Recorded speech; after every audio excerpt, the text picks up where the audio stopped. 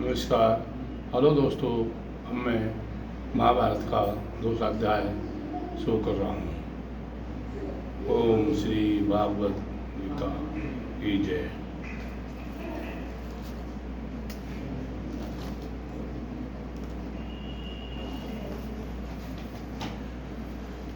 इस प्रकार शिक्षा देने के लिए भगवान ने प्रार्थना करके अब अर्जुन उस प्रार्थना का हेतु बताते हुए विचार का प्रकट करते हैं।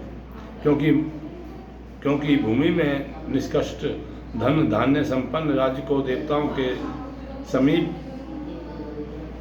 ने को प्राप्त होकर भी मैं उस उपाय को नहीं देखता जो मेरी इंद्रियों के सुख वाले श्लोक को दूर कर सकें। इस श्लोक में अर्जुन का कथन क्या है? श्लोक पूर्वक में अर्जुन ने भगवान से शिक्षा देने के लिए प्रार्थना की, इसलिए यहाँ यह भाव प्रकट होता है कि आपने पहले मुझे युद्ध करने के लिए कहा, किंतु उस युद्ध का अधिक से अधिक फल विजय प्राप्त होने पर इस श्लोक में पृथ्वी का निष्कष्ट राज्य पा लेना है।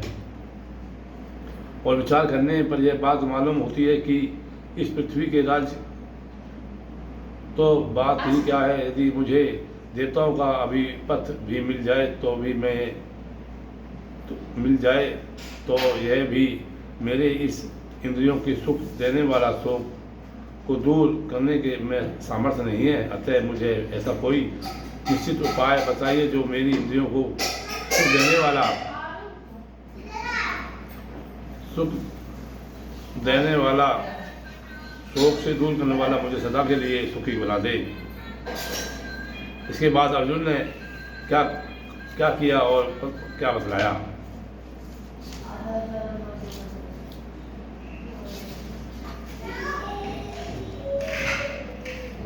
संजय बोले, हे अर्जुन, निंद्रा को जीतने वाले अर्जुन अंतर्यामी श्री कृष्ण महाराज के प्रति इस प्रकार कहकर फिर श्री गोविंद भगवान से युद्ध नहीं करूँगा यह स्पष्ट कहकर खुद चुप हो गए। इस श्लोक में का अभिप्राय है। इस श्लोक में संजय ने धृतराष्ट्र से यह कहा कि उपायुक्त प्रकार से भगवान के शरण होकर शिक्षा देने के लिए उनसे प्रार्थना करके और उनके अपने विचार प्रकट करके अर्जुन ये कहकर कि मैं युद्ध नहीं करूँगा चुप हो गए। गोविंद शब्द का अर्थ क्या है? इस प्रकार अर्जुन के चुप हो जाने पर भगवान श्री कृष्ण क्या किया और जिज्ञा पर संजय क्या कहते हैं। इस प्रकृति के अनुसार वेद वाणी के द्वारा भगवान के रूप की उपाधि होती है, इसलिए उनका नाम गोविंद है और गीता में भी कहा है। हे भारतवंशी धृतराष्ट्र, अंतर्यामी श्री कृष्ण महाराज दोनों सेनाओं के बीच में शोक प्रकट करते हुए उस अर्जुन को हंसते हुए यह सब वचन बोले। उदो सेनाओं मध्य विवेशन के से सहित तद पद का प्रयोग का क्या भाव है?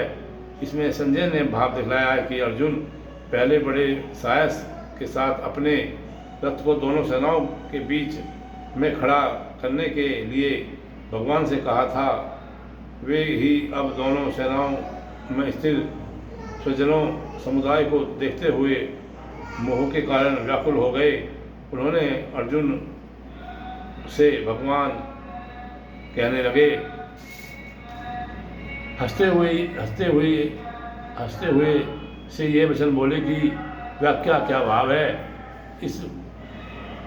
इस वाक्य में संजय इस बात को दर्शाता करते हैं कि भगवान ने क्या कहा और किस भाव से कहा। अभिप्राय है कि अर्जुन उपायुक्त प्रकार के शूरवीरता प्रकट करने की जगह उल्टा विषाद कर रहे हैं तथा मेरे शरण होकर शिक्षा देने के लिए प्रार्थना करके मेरा निर्णय सुनने के पहले युद्ध न करने की घोषणा भी कर देते हैं। यह इनकी कैसी गलती है? इस भाव से मन ही मन हंसते हुए भगवान जिसका वर्णन आगे किया गया है, हे वचन बोले उपायुक्त प्रकार से चिंता में अर्जुन ने जब भगवान के शरण होकर और अपने महान शोक की निवृत्ति उपाय पूछा तो कहा, इस लोक और परलोक का राज सुख इस शोक की निवृत्ति उपाय नहीं है। यह अर्जुन को अधिकारी समझकर उसके शोक और मोह को सदा के लिए नष्ट करने के उद्देश्य से भगवान पहले नित्य और अद्वितीय वस्तु विनिश्चय पूर्वक शंख योग की दृष्टि से भी युद्ध करना कर्तव्य है ऐसा प्रतिपाद करते हुए शंख का निष्ठा वर्णन करते हैं। श्री भगवान बोले कि हे अर्जुन, तूने शोक करने योग्य मनुष्य के लिए शोक करता है और पंडितों के इस वचनों को कहता है, परंतु जिसके प्राण चले गए हैं उनके लिए और जिनके प्राण नहीं गए हैं उनके लिए भी पंडित जन शोक नहीं करते।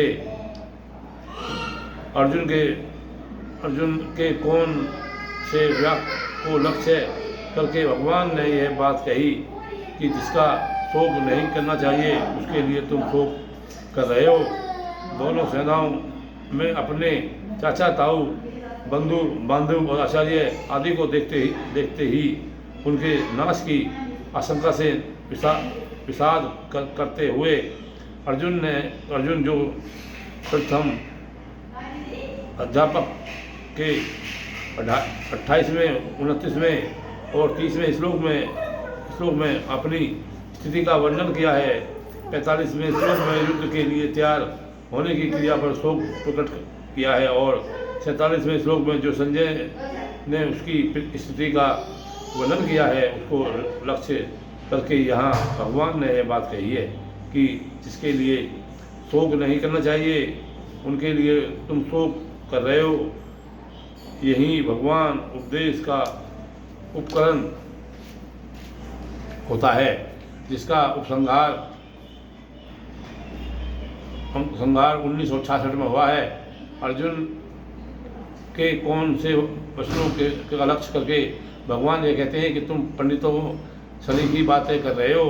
पहले अध्याय में 31वें, 44वें सर्वे के और दूसरे अध्याय के 64 और 66 श्लोक अर्जुन ने कुल के नाश का उत्पन्न होने वाले महान पाप का वर्णन करते हुए अहंकार पूर्वक दुर्योधन की निष्ठा और अपनी धर्म ज्ञाति बातें कहकर अनेकों प्रकार की बुद्धि से युद्ध का अनुचित सिद्ध किया है। उन्हीं सब वचनों को लक्ष्य करके भगवान यह कहा है कि तुम पंडितों सली के बातें कर रहे हो और पितामह आदि मारकर परलोक में गए हुए पुत्रों के लिए चिंता कर रहे हो। युद्ध के परिणाम में हमारे कुल का नाश हो जाने पर वर्णन संहिता फैल जाने से हमारे पितृलोक नरक में गिर जाएंगे इत्यादि इस तथा सामने खड़े हुए बंधु बांधवों के लिए भी चिंता कर रहे हो। इन सबके बिना हम राज और भोगों को लेकर क्या करेंगे। कुल का संहार हो जाने पर स्त्रियां भ्रष्ट हो जाएंगी इत्यादि इस प्रकार से चिंता पंडित लोग नहीं करते, क्योंकि पंडितों की दृष्टि में एक सच्चिदानंद ब्रह्मा की नित्य और सत्य वस्तु है, जिसमें भिन्न कोई वस्तु नहीं है। वही सबका आत्मा है, उसका कभी किसी प्रकार से नाश नहीं हो सकता और शरीर अस्तित्व यह राय नहीं सकता तथा आत्मा और शरीर से योग वियोग व्यवहारिक दृष्टि से अनिवार्य होते हुए भी वास्तव में सुपनकारी भांति कपिल हैं। फिर वे किस पद के लिए शोक करें और आगे क्या करें, किंतु तुम शोक कर रहे हो इसलिए जान पड़ता है कि पंडित नहीं हो, केवल पंडितों की बातें ही कर रहे हो। उन लोग में भगवान अर्जुन ने ये बात कही कि जिस भीष्मा स्वजनों को के लिए शोक करना उचित नहीं है उनके लिए तुम शोक कर रहे हो। इस पर यह जान लेने की इच्छा होती है कि उनके लिए शोक करना किस कारण से उचित नहीं है। अब पहले भगवान आत्मा की निवृत्ता प्रतिपाद करके आत्म दृष्टि से उसके लिए शोक करना अनुचित सिद्ध करते हैं। नहीं तो ऐसा ही है और मैं किसी काल में नहीं था या हूँ नहीं था, अथवा ये राजभोग नहीं थे, ऐसा लगता है कि इसके आगे हम सब नहीं रहेंगे।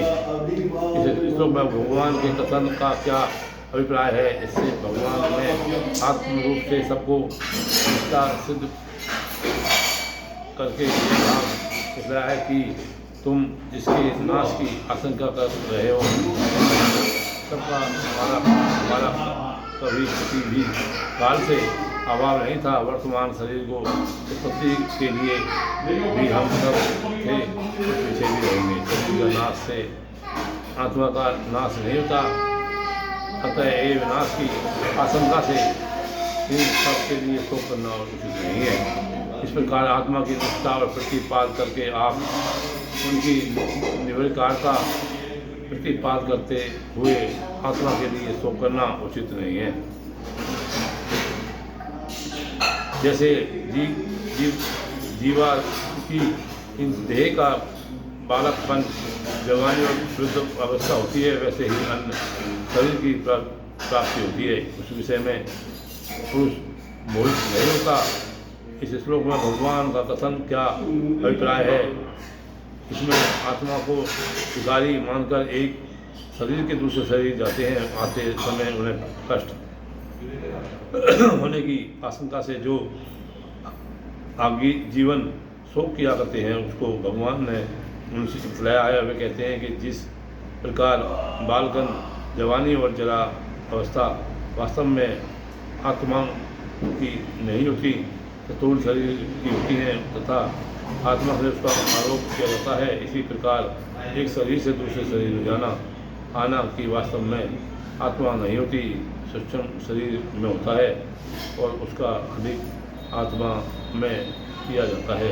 अतः इस तत्व को जानने के लिए आजीवन ही देहांतर की सुख प्राप्ति में शोक करते हैं। धीर पुरुष नहीं करते, क्योंकि इसकी दृष्टि से आत्म तथा शरीर का कोई संबंध नहीं है, इसलिए पुराना शोक करना उचित नहीं है।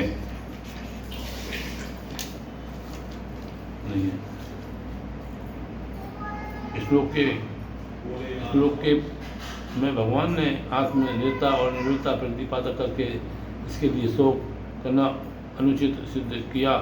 उसे सुनकर यह जिज्ञासा होती है कि आत्मा नित्य और निराकार हो, कि बांधवों साथ होने वाले सहयोग, वियोग, दुख और दुखांति प्रत्यम अनुभव होता है। अतः शोक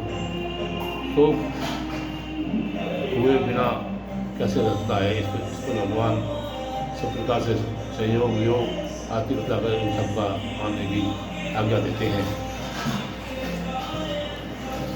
भागवत गीता की